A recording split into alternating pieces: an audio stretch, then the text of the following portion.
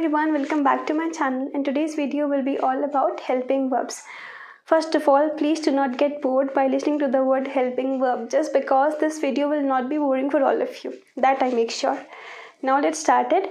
I have already made you all aware of the difference between helping verbs and the action verbs in the very first video of mine. Now I am again telling you the difference between these two kinds of the verbs. So the helping verbs are the verbs which are just placed after the subjects.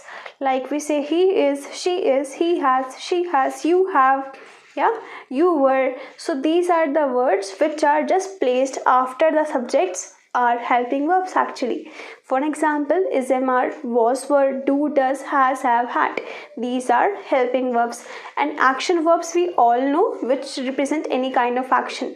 For example, do, go, come, help, jump. These are the action verbs which represent any kind of action. Now we're gonna start learning helping verbs and the usage of helping verbs by first of all learning the difference between singular and plural subject, so that it will help us to understand better the helping verbs. Okay, so there are two kinds of subjects. First one is singular subjects and second one is plural subject. In singular subject we have he, she, it, anybody's name, but it should be only one. And in the plural subject we have I, we, you, they, names, two or more than two. Have you got my point? In singular subjects name should be one, and in plural subjects name should be two or more than two.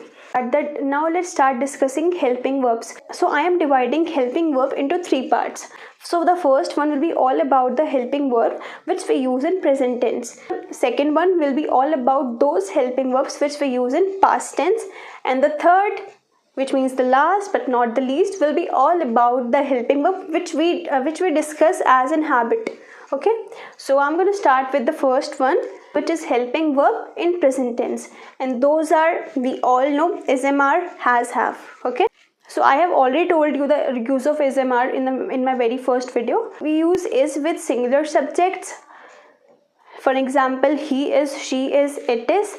Am with every time I. Am always comes with I. I am. I am. We have never ever listened am with he, she, it, you, we, they. Never ever. We, am, you, and we have never ever listened. So am comes with I only. And are, what about are? Are comes with all the plural subjects. Okay. For example, are comes with all the plural subjects. For example, you are, they are, we are. These are the examples of is, am, are. I hope that this one is very clear for all of you, and we have discussed it before also. Now what about has, have? So it is as clear as that also. It is as simple as that. Has comes with all the singular subjects like he has, she has, it has. He has a pencil, he has a notebook, he has a beautiful house. You have a charger. So we use has with all the singular subjects, and we use have with all the plural subjects. For example, you have, they have, you have, they have, we have. So we use have with all the plural subjects. Now the second one, the second one is helping verb in past sentence. We just don't need to forget this one only, right? The helping verbs in the present tense, which are is, am, are, has, have. Never forget this. You will never make mistake in helping verb. Just forget this. Just remember this, that we use is, am, are, has, have as a helping verb in the present tense, and we use was, were, had as a helping verb in past tense. Now let's start it. So what about was? We use was with all the singular subjects, right? I was, really? So we use was with I also, just because you will say that sometime we are using I as a plural and sometime we are using I as singular. So it happens in English. Like if you have ever studied chemistry, then in chemistry also there are always many kind of exceptions. Like the same way we have exceptions in English also. So I sometimes comes as singular subject, and I sometimes comes as plural subject. So was will be with I only. I was, he was, she was, it was. As simple as that. And were, we use were with all the plural subjects, like but not including I. You were, they were, we were. They were playing, they were playing, we were playing, yeah, you were playing. And had. Now what about had? So had is the replacement of has, have in the past tense. Now the question which will arise in everybody's mind is that how I will get to know that where to use was, were and where to use had, and also in present tense where to use is, are and where to use has, have. The difference is only of possessivity. Yeah, if we are very possessive about our things and we show ownership about our things, so we're gonna use has, have, had. Has, have in present tense and had in past tense. Like if I say this, I have a pen. I have a pen. You have a pen. You have a car. So we are kind of possessive about our things, so we're gonna use has, have with it. Also had, like if I say I had a car, you had a bike, you had a KTM bike, so we're gonna use had when we show possessivity.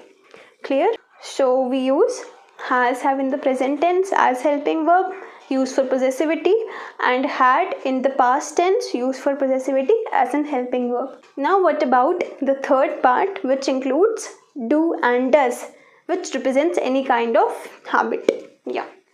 So I think that we all are aware of the use of do and does. We use do and does only in the simple present tense when we have interrogative and negative kind of sentences. Also, I would like to add one more thing here. We use do with all the plural subjects and does with all the singular subjects, which means he, she, which means does with he, she, it, and do with I, we, you, they. Okay. For example, do you go to market? Do you not go to market?